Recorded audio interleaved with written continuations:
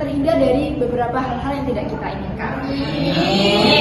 Oke, sebelumnya perkenalkan kita dari Dinas Pemadam Kebakaran Surabaya Pusat, di mana di sini kita akan mensosialisasikan mengenai penanganan situasi darurat dalam kehidupan sehari-hari. Oke, sebelum kita lanjut ke materi, izinkan kita memperkenalkan diri. Sebelumnya kenalin, aku Lutfiani Salarsati. Kalian bisa panggil aku Kak Lutfi. Hai, salam kenal semuanya. Oke, dan nama saya. Baik, nama saya Dimas Aulia Rahman. Panggil saja Dimas saja. Hai Kak Dimas. Ayo dong. Oke, perkenalkan nama saya Keisha Meli Putri, panggil saja Keisha. Halo Keisha. Halo, perkenalkan nama saya Davina Putri Azhara, biasanya dipanggilnya Kak Vina. Halo Kak Vina. Oke, jadi di sini kita akan membahas mengenai penanganan situasi darurat dalam kehidupan sehari-hari. Oke, dari teman-teman nih, ada yang pernah tahu nggak apa itu situasi darurat? Mungkin yang pernah dengar sekilas atau pernah baca gitu di internet. Oke, boleh? Apa? Keadaan apa tadi? Darurat ya? Ya, situasi darurat. Adalah ketika saya pengen kencing tapi tidak bisa karena ada dosen. Ya, itu juga bisa jadi ya. Ya, itu mungkin menurut Mas siapa? Mas Sultan. Sultan. Oh ya. Tapi di sini menurut standar pemadam kebakaran, situasi darurat itu adalah situasi yang dimana kondisi atau kejadian yang tidak normal dan tidak direncanakan, yang mana situasi ini tuh dapat membahayakan manusia, lingkungan atau harta benda. Situasi darurat dapat terjadi secara tiba-tiba dan harus ditanggulangi segera. Nah, mungkin dari teman-teman setelah membaca hal ini bisa terpikirkan atau tergambarkan apa itu situasi darurat. Nah, kenapa sih kita itu perlu mengetahui atau belajar mengenai penanganan situasi gawat darurat? Karena seperti yang sudah saya bacakan tadi, bahwasanya situasi darurat itu adalah situasi yang harus ditanggulangi segera. Nah, kenapa kita harus menanggulangi situasi darurat itu secara cepat atau segera? Karena situasi darurat ini juga dapat membahayakan atau merugikan manusia, lingkungan atau harta benda yang kita punya. Gitu. Nah, tapi kan ada pihak-pihak yang bisa menangani atau membantu kita dalam situasi darurat, misal pemadam kebakaran gitu ya. Nah, tapi meskipun kita misal memanggil nih pemadam kebakaran, kita nggak bisa berharap bahwa pemadam kebakaran itu bisa langsung sampai ke TKP dalam waktu 1 menit, itu nggak bisa, karena pada dasarnya itu masih perlu ada prosedurnya untuk memanggil pemadam kebakaran, entah itu memanggilnya, bahkan di pemadam kebakaran Surabaya Pusat itu untuk memanggil pemadam kebakaran itu bukan langsung ke tempat pemadam kebakarannya, ada tempat call center yang menangani hal itu, yang mana baru setelah dari pos itu baru langsung disetorkan pemadam kebakaran. Jadi perlu waktu sekitar paling lambat itu 15 menit maksimal gitu.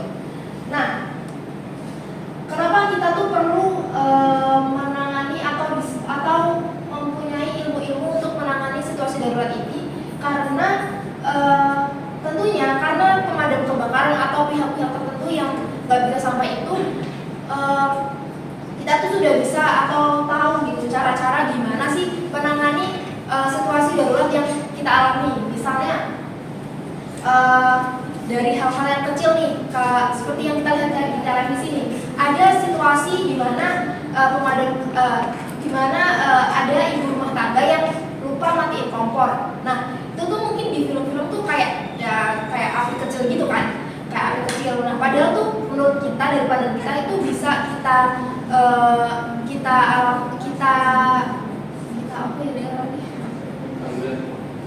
tanggulangi dengan mungkin menggunakan kain basah atau air gitu kan.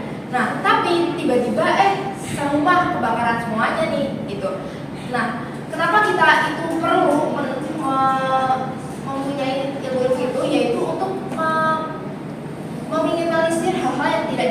kebakaran, yaitu bisa disebut seperti pertolongan pertama. Tuh. Oke, next.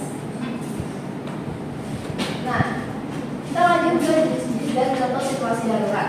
Ada 3 jenis situasi darurat. Yang pertama itu adalah bencana non alam, yaitu bencana yang terjadi bukan karena faktor alam, yaitu yang contohnya yang pertama itu adalah kebakaran.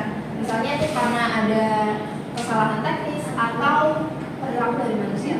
Dan kedua juga bencana alam. Contohnya itu gempa dan banjir. Nah, gempa itu adalah bencana yang dikarenakan ada pergeseran sampai tektonik atau apa itu ya. Terus banjir, sebenarnya banjir itu bukan sepenuhnya dari alam, tapi juga termasuk dari bencana alam. Kemudian ada bencana sosial.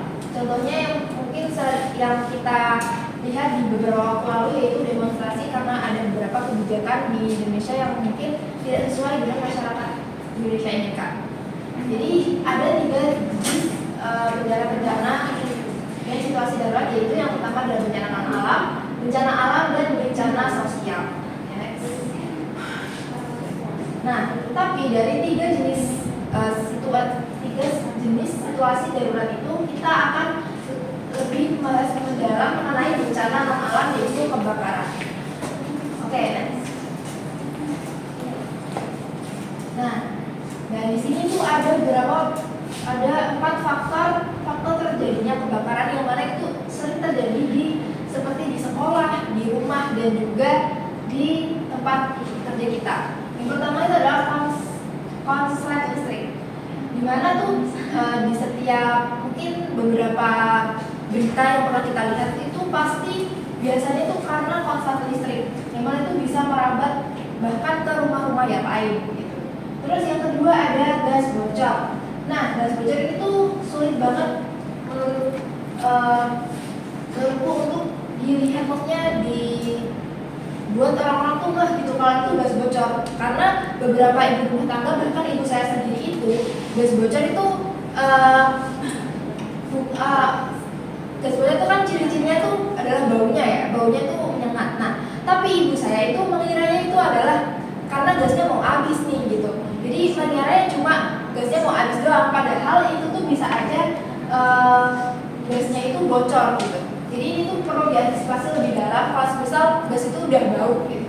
Terus yang ketiga itu adalah untuk mematikan kompor. Nah, itu bukan cuma ibu rumah tangga, bahkan bapak-bapak, anak-anak, dan termasuk kita sendiri itu bahkan lupa gitu mematikan kompor saat menggunakannya. Dan ini tuh perlu diantisipasi juga kan. Mungkin faktor dari kenapa kita mematikan kompor itu karena banyak distraksi, karena kita tuh melakukan beberapa hal secara bersamaan atau kurang lebih tepatnya itu multitasking gitu ya. Jadi perlu diantisipasi dan juga lebih fokus lagi kalau misal kita menggunakan kompor. Terus yang keempat ada membakar sampah. Nah, satu contoh pengalaman yang pernah saya alami yaitu tetangga saya. Jadi saya tuh tinggal di desa ya teman-teman. Nah, di desa saya itu mayoritas masyarakatnya itu memelihara sapi, yang mana untuk menambah penghasilan dari masyarakat tersebut gitu. Nah, kotoran sapi ini itu dibuang di biasanya itu di belakang rumah mereka. Nah, itu ditimbun sampai menggunung gitu. Nah, setelah itu pada saat musim kemarau nanti itu tuh bakalan dijadiin pupuk untuk di sawah mereka gitu, untuk tanaman-tanaman mereka. Nah, pada saat kemarau itu otomatis kotoran-kotoran sapi itu kering ya. Nah, kering. Nah, waktu itu tetangga saya kebetulan tuh di depan rumah saya itu tuh membakar sampah di depan. Maksudnya di sekitar kotoran sapi yang sudah mengalir tersebut.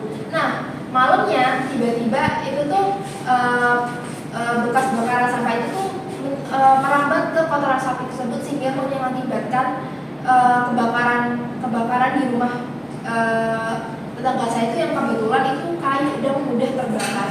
Jadi kenapa membakar sampah itu jadi faktor yang juga sering terjadi karena kasus kebakaran? Ya karena emang beberapa tempat itu kayak bisa merambat gitu. Oke, mungkin untuk materi selanjutnya akan dijelaskan oleh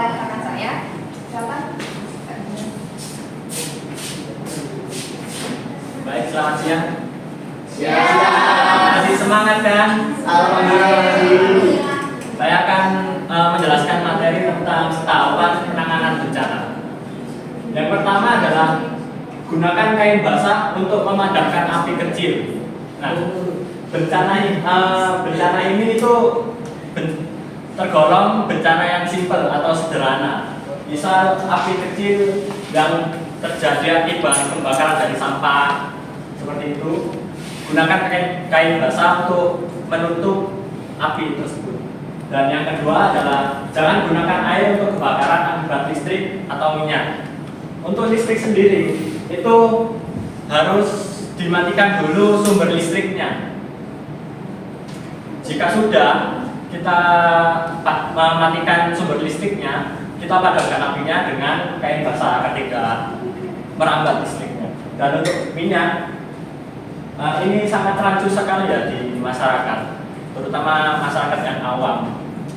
Kalau untuk chef bintang 5 itu sudah ahli untuk menangani kasus untuk pembakaran minyak ini. Dan yang ketiga adalah segera hubungi pemadam kebakaran jika api tidak bisa dikendalikan. Di sini semuanya sudah tahu nomor pemadam kebakaran? Belum semua? Ingat ya nomornya ya, 112. Apa nomornya? 112. Silakan jawab. Dan yang ketiga adalah menggunakan apa dengan metode PAS. P, pull, A, aim, S, squeeze, dan yang terakhir adalah S, sweep. Nanti akan dipraktekkan. Selanjutnya adalah memastikan jalur evakuasi itu tersedia. Misal kita di mall ya, pasti ada jalur evakuasi tersendiri. Misal tangga darurat atau di kampus ini ada jalur evakuasi di bawah. Kalau di rumah mungkin kalian bisa keluar terlebih dahulu untuk memastikan kondisi kalian aman. Dan yang selanjutnya adalah pemanfaatan hidran dan sumber air terdekat. Untuk hidran sendiri di Surabaya masih minim. Setahu saya itu ada 2 hidran dan akan ditambah menjadi 7 hidran. Dan yang terakhir adalah teknik evakuasi dan penyelamatan untuk mengurangi korban jiwa.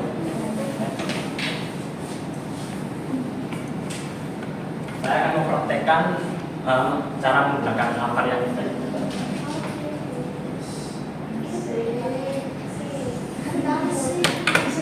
Menggunakan ampar dengan metode apa?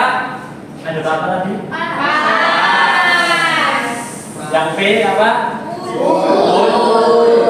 A-nya? S?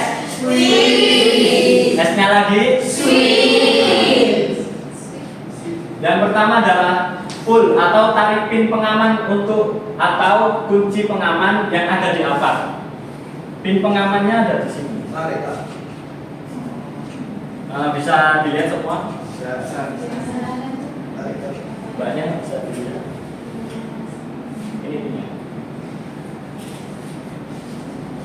Setelah ditarik, kita arahkan nozzle atau selang. Dan mengarahkannya harus di ujung selang, bukan di pangkal tengah-tengah atau di bagian terakhir. Dan yang ketiga adalah squeeze. Ini tekan tuas pada tabung ampar secara penuh dan kuat. Tuas ampar harus ditekan sampai isi dalam ampar ini habis atau api di dalam api yang terbakar itu sudah padam sempurna.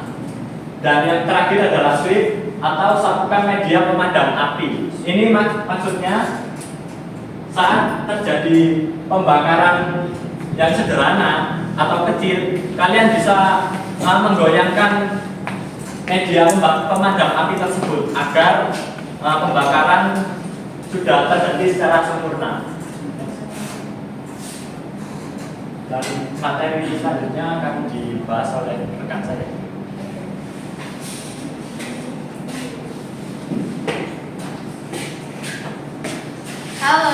Selamat siang semuanya. Siang. Tenang nggak ya, masih ada kan ya? Masih. Semangat Kak, semangat. Oke, tadi kan udah dijelasin tahapan sebelum sama saat terjadi bencana kebakaran.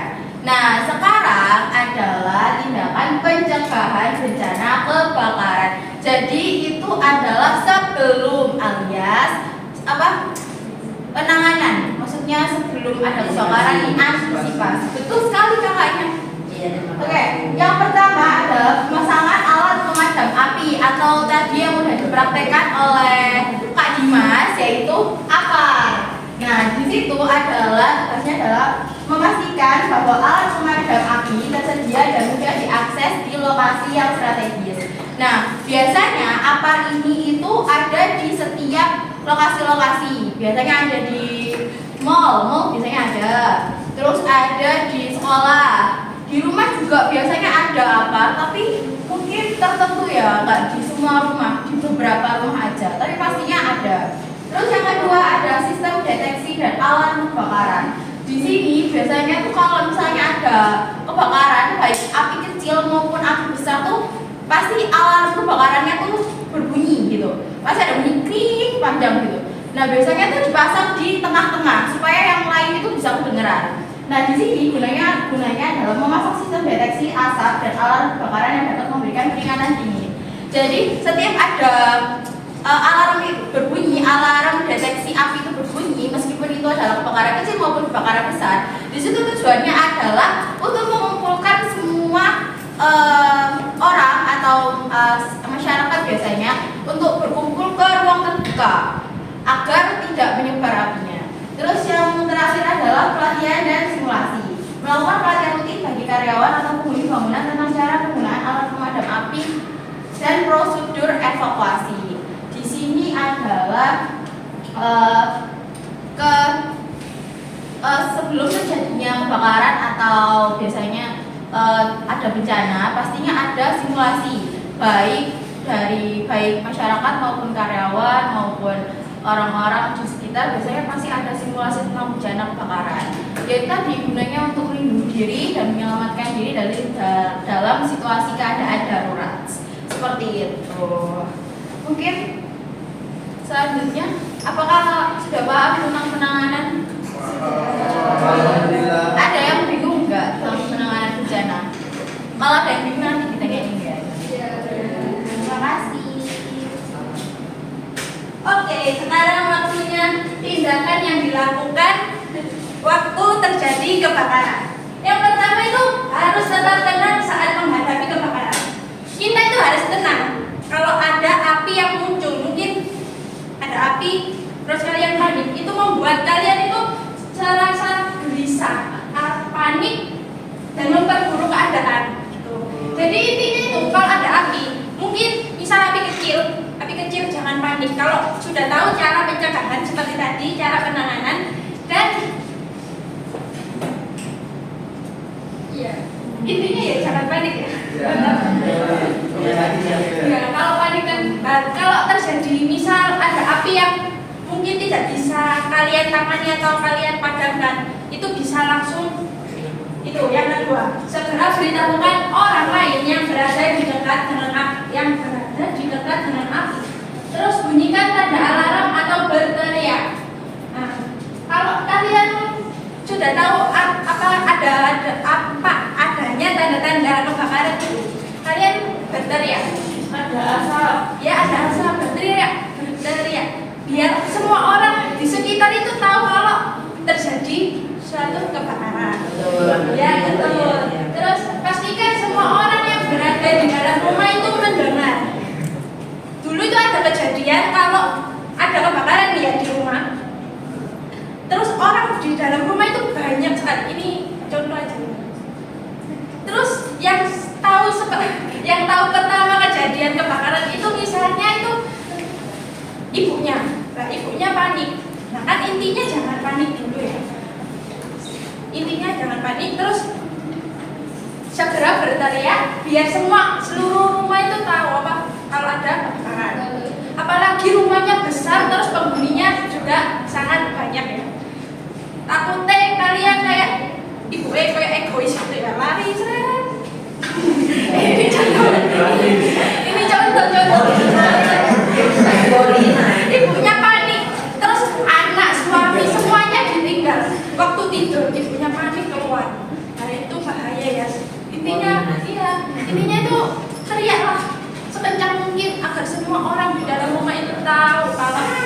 terjadi suatu kebakaran.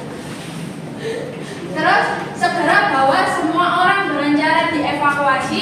Terus jangan mendahulukan atau menyelamatkan barang. Yang utama itu nyawa terlebih dahulu. Yang sudah saya jelaskan di poin kedua tadi. Apalagi nyawa-nyawa orang sekitar itu pasti sangat penting ya. Terus keempat, tutup ruangan lokasi kebakaran agar tidak menjalar ke ruangan lain, tetapi jangan dikunci untuk memudahkan anggota pemadam kebakaran jika akan memadamkan api. Jadi jika ada apinya itu muncul di kelas ini ya misal, tutup aja ruangannya biar tidak menjalar ke ruangan lain begitu. Dan jangan dikunci, nanti kalau petugas pemadam mau masuk itu akan menyulitkan ya. Yang terakhir adalah hubungi pemadam kebakaran yang sudah dijelaskan oleh Mas Dimas tadi. Masih ingat nomor pemadam kebakaran berapa? Masih ingat, tepuk tangan semuanya. Berikan informasi yang jelas dan akurat. Dan kalau kalian menelpon pemadam kebakaran, bukan ya ini 112. Intinya itu jangan panik. Kamu yang nelpon ya, aku pemadam. Kamu telepon tapi kok panik banget ya. Telepon yang mana ya? Harus teriak-teriak ya kak. Jangan disebutkan banget sekali. Kamu panik banget.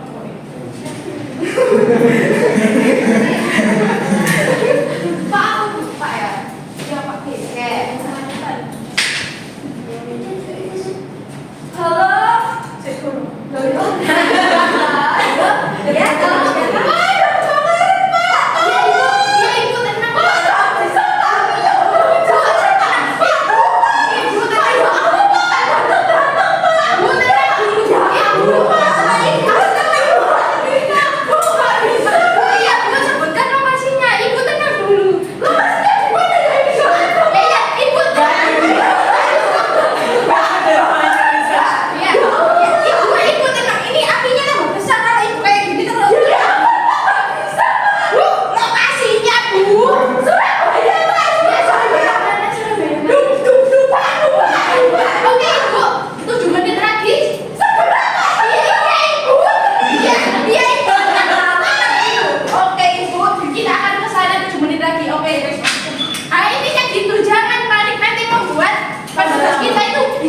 Malah tambahan besar. terus kuping kita kayak itu.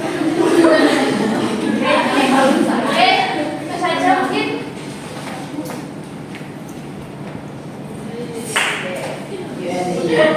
Oke, jadi mungkin dari bapak-bapak, ibu-ibu, adik-adik ingin bertanya tentang sosialisasi kita, materi sosialisasi ya Pak? Mungkin saya ya berdiri. Kalau usah langsung aja nggak apa-apa. Di sini jadi saya ingin menanyakan itu, apakah tugas pemadam kebakaran itu hanya memadamkan saja? Apa ada tugas selain itu? Itu saja. Ya, ini saja. Oke, terima kasih. Mungkin ada yang lain dari kawan-kawan? Oke, mau tanya ya Mbak ya. Kan sekarang final ya, kalau apa-apa kalau cepet, kalau ininya itu gambar, sedikit itu gambar. Nah itu sebenarnya cocok atau enggak sih untuk gambar kan idealisnya kan menangani kebakaran. Nah gara-gara sekarang filmnya gambar itu menangani semua hal itu sebenarnya cocok atau enggak? Sama Mas IPR itu loh kak. Sama ada yang IPR kan biasanya. Itu cocok atau enggak? Itu kan enggak cuma gawat kegaduhan tok kan. Jadi kerjaan PR, kerjaan soal itu semuanya itu sekarang digambar. Sudah Ibu? Sudah. Oke, terima kasih Ibu. Terima kasih. Ini mungkin langsung dijawab dulu atau gimana nih? Masa dijawab boleh, boleh. Boleh dong, Boleh, apa masalah?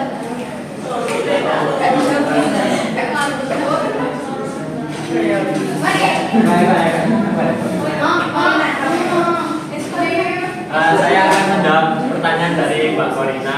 Jangan Nah, jawaban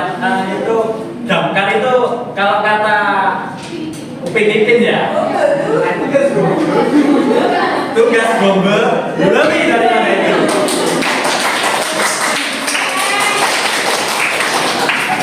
Membeli penyelamat. Kucing atas pokok, kerbau masuk parit, kuda terlepas, ular dalam rumah, semua kami selamat.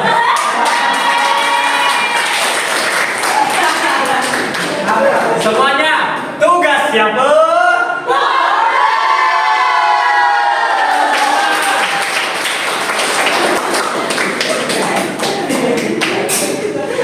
Jadi tugas pemadam kebakaran tidak hanya menyelesaikan permasalahan seputar kebakaran saja, tetapi penyelamatan.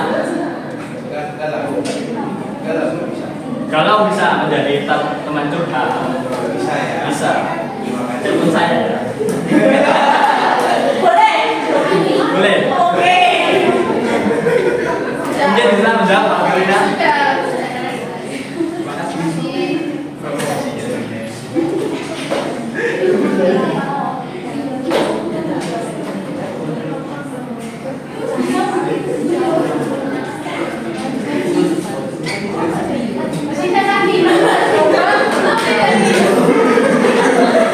Jadi saya akan menjawab pertanyaan dari Mbak Elsa.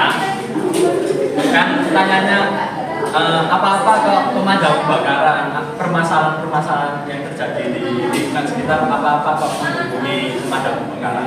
Nah itu konsep itu sudah diubah oleh pemadam kebakaran sudah lama, karena konsep pemadam kebakaran yang baru adalah penyelamatan. Jadi misal ada kurang teman curhat untuk Nyelamatin hati bisa ya? bisa,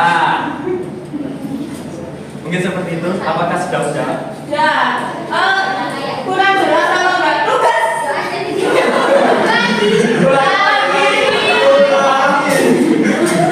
Kurang jelas ya kalau nggak tugas. Disampaikan. Semuanya tugas bomber lebih daripada itu.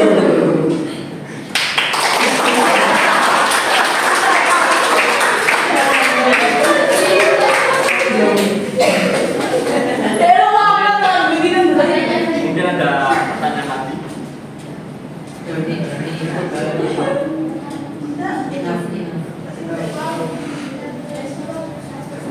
Kamu katanya itu pemadam lebih ke Ada kan pertanyaan nggak dari kamu? Sebutkan nama sebabnya. Sebelumnya nama aku Elsa Putri. Aku yang bertanyakan kita dari masyarakat yang awam ya. Sebenarnya pemadam kebakaran itu kalau kita meminta soal itu bayar apa enggak? bagus. Terima kasih.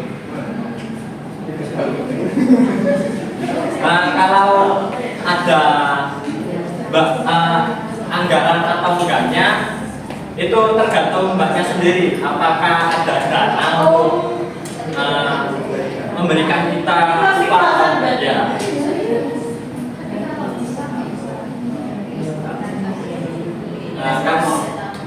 Kan sebagai manusia harus menghargai juga ya. Oh sama saya saya. Mungkin ada, apakah sudah menjawab? Ya, terima kasih Bapak. Bapak?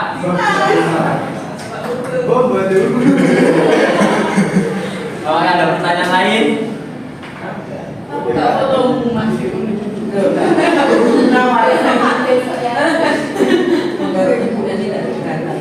Apakah ada pertanyaan lain? Ada. Mungkin sudah cukup ya?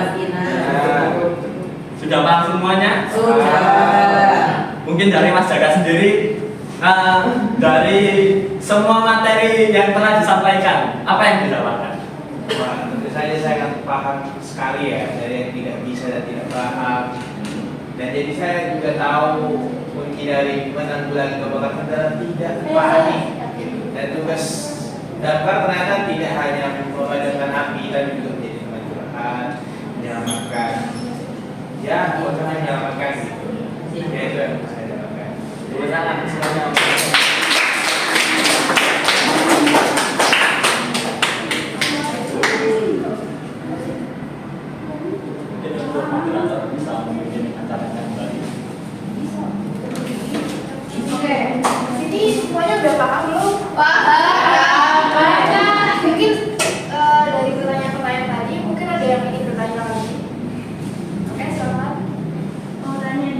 bagaimana sih cara memadamkan api pada selang gas yang bocor?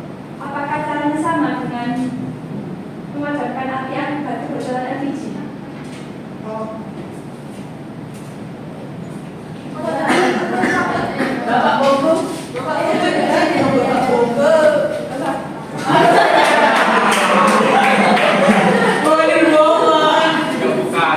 Oke, jadi kan mungkin gas bocor yang dimaksud tuh kayak misal ini tuh selang gas LPG. Nah, itu apinya tuh dari sini gitu ya. Ya. Ya, oke, mungkin kita juga beberapa kali udah pernah melihat fenomena itu. Nah, jadi itu cara memadamkan api yang misal gas bocor tuh, misal apinya tuh dari sini, kita tuh cukup mengarahkan katanya jempolnya terlalu kecil ya, itu bisa langsung ditekan gini. Supaya kan nanti kan misal kita tekan apinya di sini, nanti udah di sini tuh pengap dan apinya otomatis padam. Jadi nggak akan meledak. Iya, beda lagi kalau misal bocoran gas terus api kompor itu ini kebakaran gitu. Nah, itu kita bisa atasi dengan handuk basah, itu juga bisa. Jadi mungkin sudah menjawab. Sudah. Kak itu perlu di-mention nggak sih Kak? Apakah Anda anti? Oke, apakah ada yang bertanya lagi? Sudah cukup? Sudah. Oke teman-teman, itu dia materi dari kami dari Dinas Pemadam Kebakaran Surabaya Pusat. Semoga materi yang kami sampaikan bisa bermanfaat untuk teman-teman semua. Dan akhir kata saya akhiri, kurang lebih mohon maaf. Saya kira wassalamualaikum warahmatullahi wabarakatuh. Waalaikumsalam warahmatullahi wabarakatuh.